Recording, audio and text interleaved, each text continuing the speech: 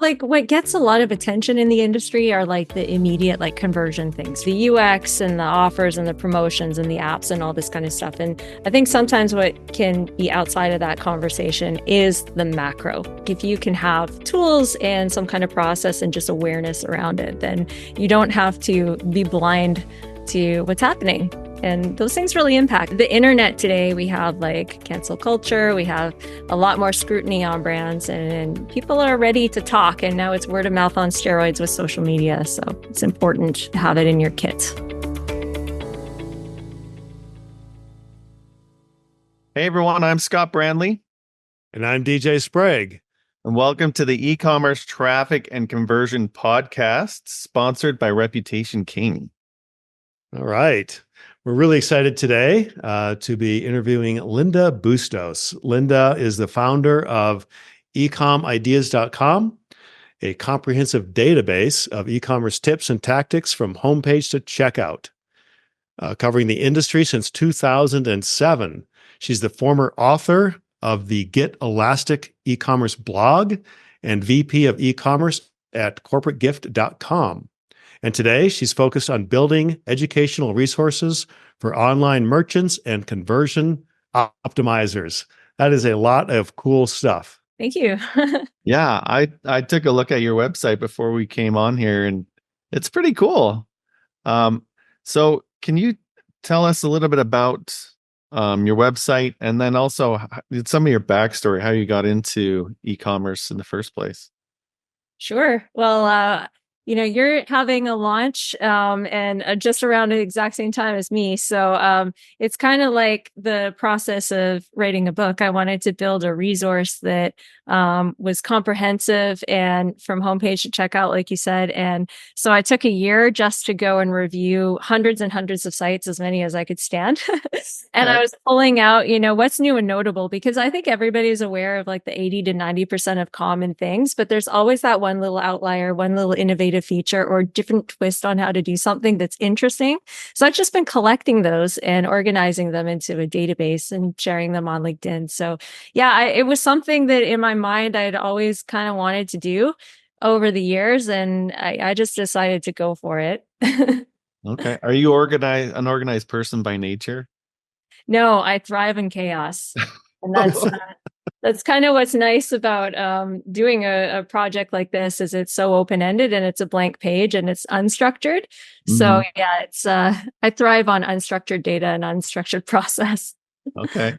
Because I noticed on your website, I mean, you've got different categories of things you found on other people's websites that were interesting or innovative, right? But I guess you kind of have to have both, because it has to be organized on the site, but you also need that creativity to spot other creative things, right? Well, the organization is necessary for the users. If I just sprayed everything on my laptop files into a website, it wouldn't help anyone. So what inspired you to create ecomideas.com? What was the impetus behind that? It is a beautiful resource, and we both looked at it and thought, wow, this is really cool. But what was the inspiration? Old era of blogging, right? I ran a blog for 8 years and then a personal blog bookended, a year before and after that. So 10 years of blogging, and kind of what happened when Google took away the RSS feed reader and,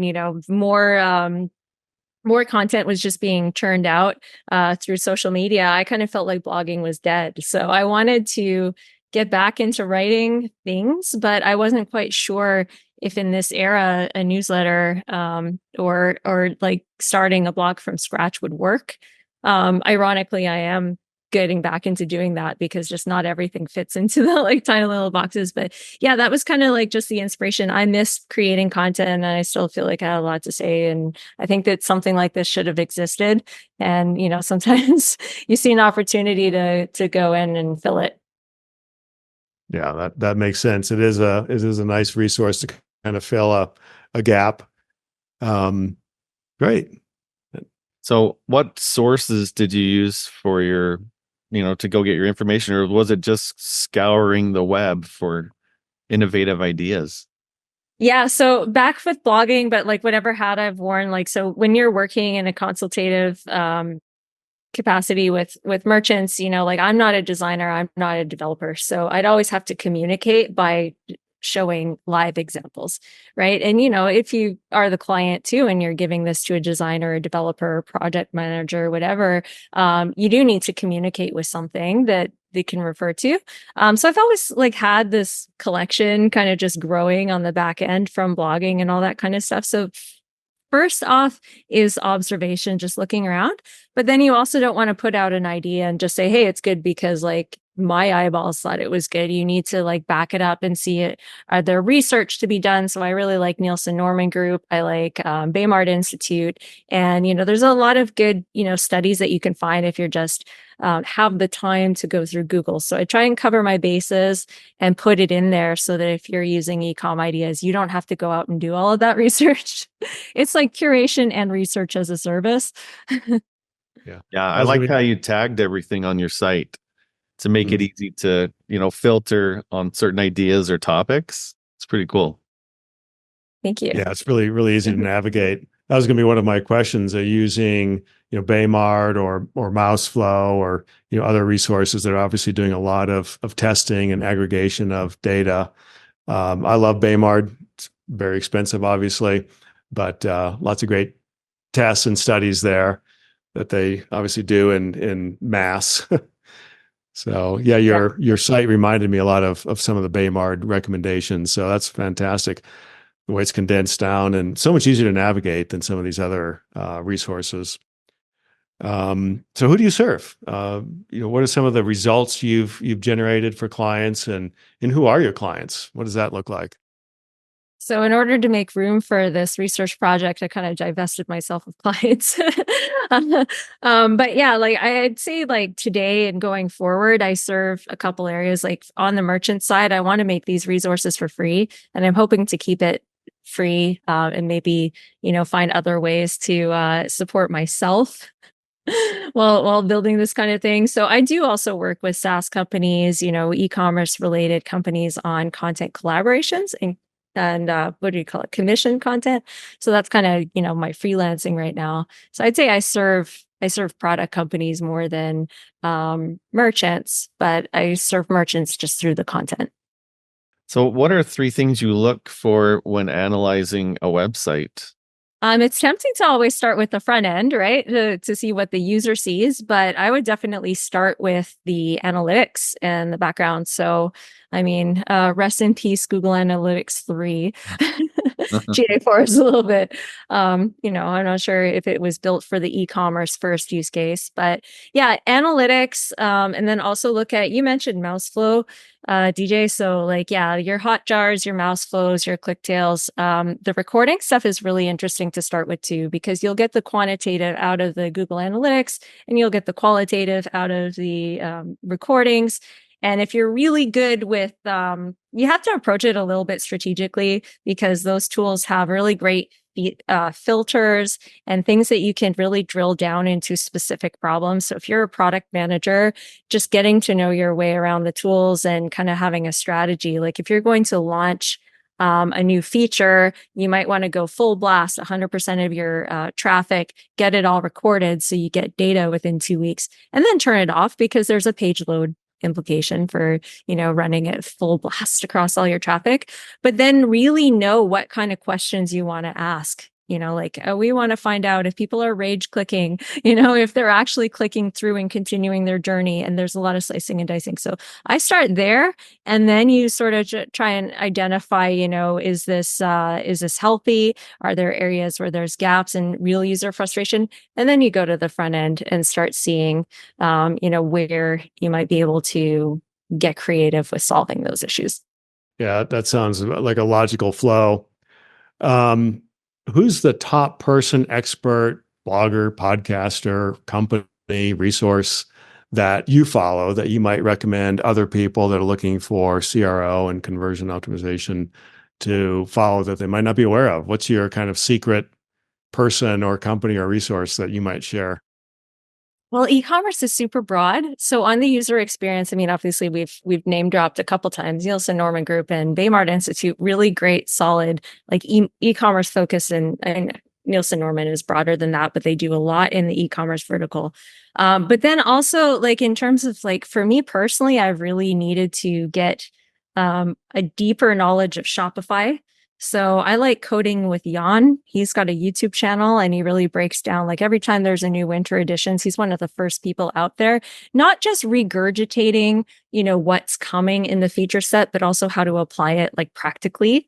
And I think that that's been super helpful for me to keep up to date with stuff. And yeah, and I also like watching the operators podcast. So that gives me like an outside looking in kind of view of people doing like their 9-figure operators for D2C brands. And it's like a fireside chat of guys that know each other really well. And they really drop a lot of insider knowledge on everything from like running meta ads and, to getting ready for Black Friday and inventory challenges and operational challenges and stuff. So I think those things are really interesting because it's outside of my area of expertise. Well, and that's kind of how you learn, right? You've got to expand your horizons in order to see what's going on. And actually, DJ and I think that's something that we're really good at is connecting things that you wouldn't normally put together to come up with new ideas and strategies. So yeah, that's really good to get outside of your normal bubble, right? And go look at other resources for sure. Yeah. Well, I think for what you do, I mean, reputation is not just about the user experience and the SEO part of it, right? The whole thing about after the order, that's where a lot of people get upset. So the operational stuff is hugely important. Your customer service, your logistics and fulfillment and the decisions you make there. So yeah, e-commerce is end to end. Oh yeah, absolutely. definitely. It's after the sale is half the battle. As you so well stated, people aren't happy with the delivery process, the condition of the product when it arrived, the timing, the utilization of the product, the quality, the customer support, the return policy, whatever it is. Those have to be lock solid and very user friendly as well. Otherwise, there's going to be back end issues. Yeah. Even social media, right? You probably see this all the time, like helping, it's not even just about the order. It's like, did your brand say something off color? Right. Yeah. Anything you can do to lower friction, helps for sure. So I guess our next question would be, you've done a lot of research and found a lot of examples of different things out there that can help people on their website.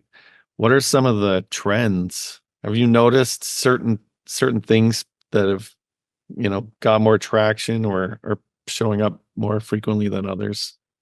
Yeah, I mean, we're what are we now? Quarter number 2 in 2024. So we're about a year after the AI bomb dropped. I think there's a lot of talk about that, and then the second kind of trend is just how to get around data privacy and loss of cookies and stuff. So those two topics, I think, are the hottest ones right now. Just how to use AI, within operations and back end like processes and stuff, but also the front end, the customer journey and personalization and stuff. It's I don't know if merchants are really ready for it yet. We have the tools on the market, but there's going to be a bit of a time lag where the first movers are going to take all the risks, right? And maybe make them the first mistakes. So I don't think it's a bad strategy to lean back and see how things play out on that area. Good point. Yeah. So what would be the one piece of advice you would offer an e-commerce executive watching this podcast today? Is there kind of a nugget you would offer? I'm going to hit the string again on AI since we're talking about it. Yeah, it's tough, right? Because they say like when you're a VP of e-commerce and you've got a budget and you've got it, you're handling all different kinds of things, right? You're responsible for a lot of things. And I think there is a little bit of risk to adopt an AI tool right now when it's not proven that A, customers want it, B, customers know how to use it, and C, like it might not be as broken as you think that just slapping an AI on top of, search or discovery or throw in a chat bot or something like that is going to, all of a sudden work some magic for you. So I think for VPs of e-commerce and executives, like I said, it's okay to kind of lean back a little bit. Like nobody got fired for buying IBM, and nobody is going to get fired for waiting a little bit longer on AI. Yeah. Yeah. It's It'll be hard interesting. because you want to be in front of the curve, but at the same time, you don't want to get burned, Yeah, right? it's tricky. So yeah, there's a balance there, but it And is it's a learning crazy. curve for all of us, right? Unless you're an engineer, it's a little bit of a black box for us marketing types. Right. Yeah. Yep. Yeah, it's a black box and it's wide open as well. Everything from lead gen to content creation, content promotion, customer service. There's so many aspects to AI. Which one do you tackle first? Where do you get the leverage points and where do you get the economies? And, what's worth testing and what's worth holding back on and kind of waiting a little bit. But yeah, I think there's a lot, obviously, in the AI forefront that's going to be leveraged sooner or later. And, there's a lot of talk about the first billion-dollar company being run by a single individual and a lot of AI. And that'll be interesting to watch, how that pans out. What have you guys seen? I mean, do you see any reputation risks with maybe letting the machine do something where a human should be in control? Yeah, that's a great question. And there's a lot of conjecture around AI generated reviews. As you know, there's a lot of what we call open review platforms where basically anybody can go and create an account and anybody can leave a review, whether or not they bought from that company or have any previous experience with that company, which is dangerous enough right now because you can do a Google search and find people that will write a review for you for, next to nothing. And there's a whole industry around that. Of course, they're fake reviews, and they can be fake negative reviews against your competition, or they can be fake positive reviews on your behalf. But with AI, where's that going to go? Right? That could be a whole other thing. So there's always a danger in that. But there's also the deep fake content, right? There's Yes. all kinds of deep fake videos that could be created about a brand, against a brand, to bombast a brand. Again, by the competition. There's just so many opportunities. It's kind of scary. And obviously, we hope that there's going to be some kind of technology that will be able to identify this deep fake content and identify it as such so that people don't get fooled, right, by this fake information. Yeah. So we need an automated AI that can detect the deep fake AI and that can automate the response to it. That's right. All Yeah. this balancing going on. Yeah. I think verified reviews are going to be more and more valuable. And so that works to our favor, right? Because we're a verified review company. But as soon as I could see the trends moving toward AI, that was the first red flag that went up. Is we're already having problems with open review platforms, and now AI is going to make it almost so that you can't tell that it's something's written by a person, and you could automate that to post randomly, frequently, right? Like you could do some damage for sure. Right. Well, because it can auto post on a schedule to appear organic, is what you're saying. Mm-hmm. Yeah. Yep. As it gets more intelligent and promptless, yeah, there's a lot of interesting things that could happen. So we'll just have to kind of monitor and watch that. But as Scott said, having a verified review platform where people have to check out and actually buy something, that creates a real big impediment, obviously, to these random fake reviews that go on open review platforms where people can just create a email account or use their own email account, either case, and leave a review. And who knows, right? How valid that is, if that's even a real person these days. Yeah. So those are Yeah. things Or that, a competitor. right. Or an upset, employee or ex-spouse or who knows what, right? Right. Sky's the limit on that. So those are always the concerns. Yeah. There's a double-edged sword this technology is. Right. Absolutely. So going back to your career, Linda, as you look back, what's something that you're proud of? I think probably like what I'm most heartwarmed by is when people, reach out to me and tell me that something I wrote or something I posted like actually helped them solve a problem in their day-to-day job.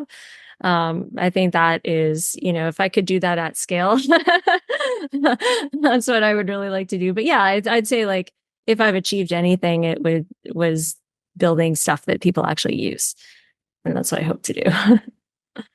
That's great. Well, seems like you're on the right path with ecom ideas. There's a lot of great, useful ideas and tips and idea instigators and prompts to get people thinking, oh yeah, that makes sense. And like you say, you're getting a lot of input from Baymart Institute and other great resources. So, a great way to help people create, right? Create powerful websites and product pages and e-commerce businesses. Yeah, my fear is that people will take it at face value and maybe not. Do I have to put a disclaimer on there that this is use at your own risk? These are just ideas, not silver bullets.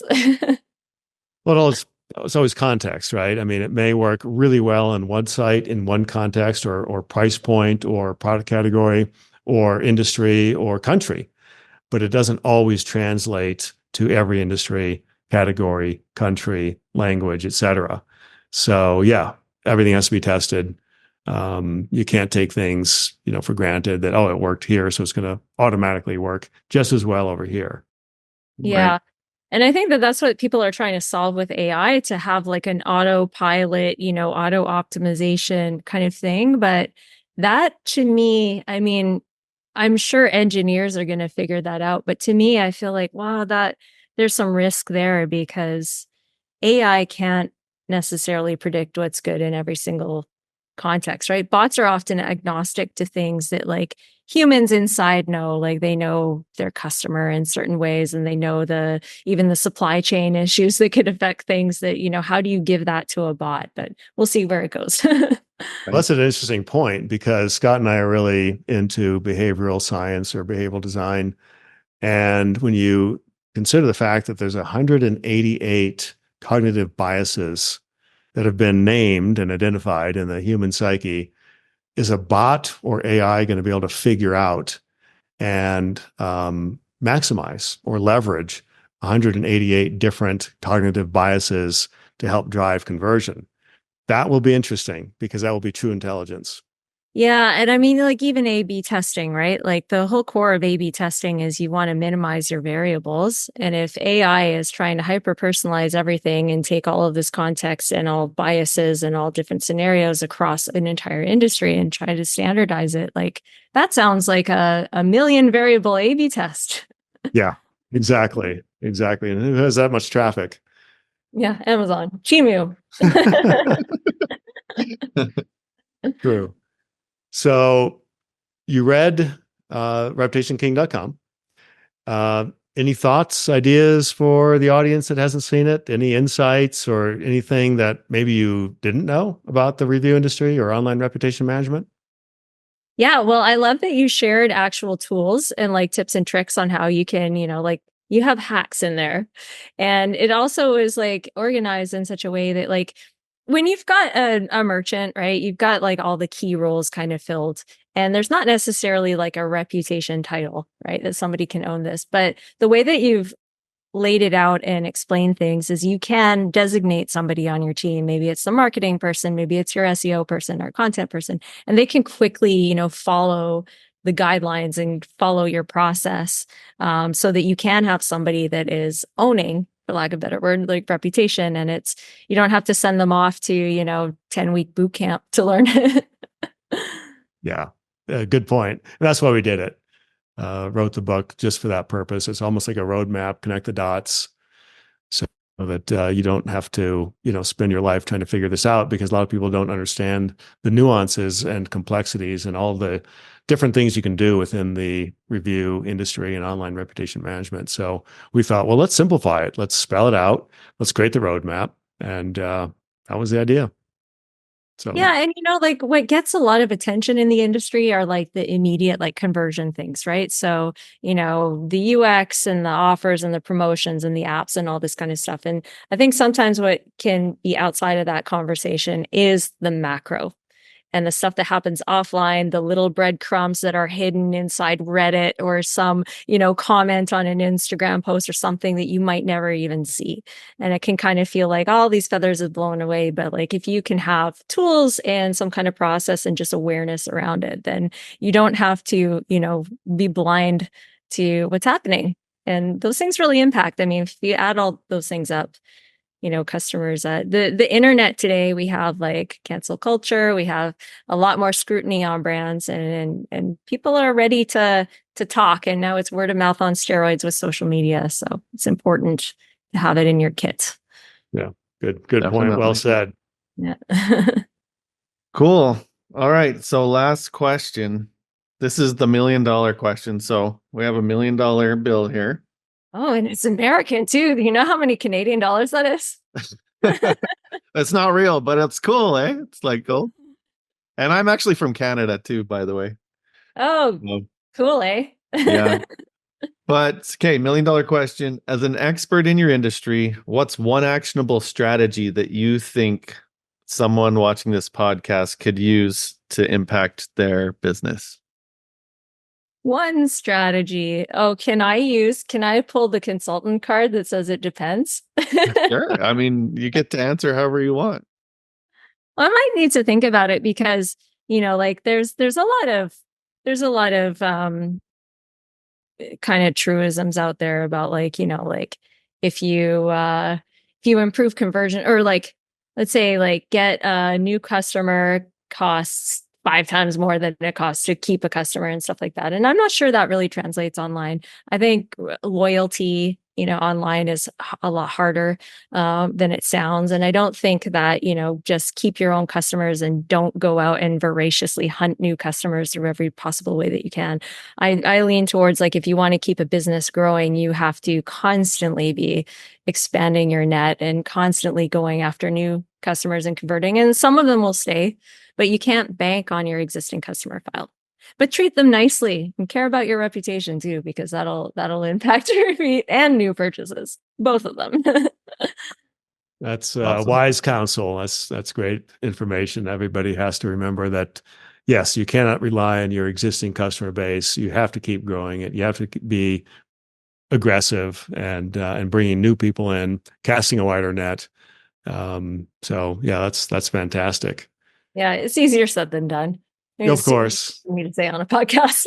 But I think one way that people can do that is by thinking outside the box on a regular basis, right? Like I love your Ecom Ideas site because you've thought, hey, what's something that I can provide that's a valuable resource for e-commerce companies, right? And then when they go to your website, you have a little subscribe box. Hey, I'm going to send you one of these every week, right? One of these cool screenshots that I find online to give you more ideas to help you with your business. It's just it's just thinking outside the box, being strategic. And I think if businesses can think of ways to do that in whatever industry they're in, they can keep bringing in new potential customers and new sales. Yeah. Yeah, because you don't want to have a website, 10 years from now that looks exactly the same as today. Right. That's right. Yeah. If you look antiquated, if you look like 1990s, even 2010s design, you look irrelevant. So that's my plug for you, Linda. Everybody watching, listening, go to ecomideas.com, subscribe to the newsletter, follow ecomideas.com on LinkedIn, and get those fresh ideas. I've really enjoyed looking at your website. Scott's really enjoyed it. There's some great stuff there. It's inspiring. It's fresh. It's a new way to, navigate and find new tools and new strategies. So hats off to you. Thank you so much. And if somebody wanted to, talk to you further or have you help them, where would they go? Well, I'm pretty active on LinkedIn. So, shoot me a connection request and then we can get talking. That's a good way to do it. Yes. Okay.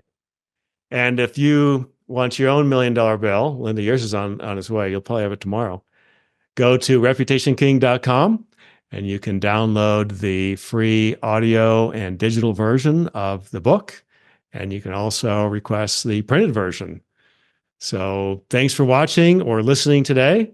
And Linda, thanks for joining us. We really appreciate your time and all your insights and backstory. And have a great day. Thanks, both of you. Thanks. Take care.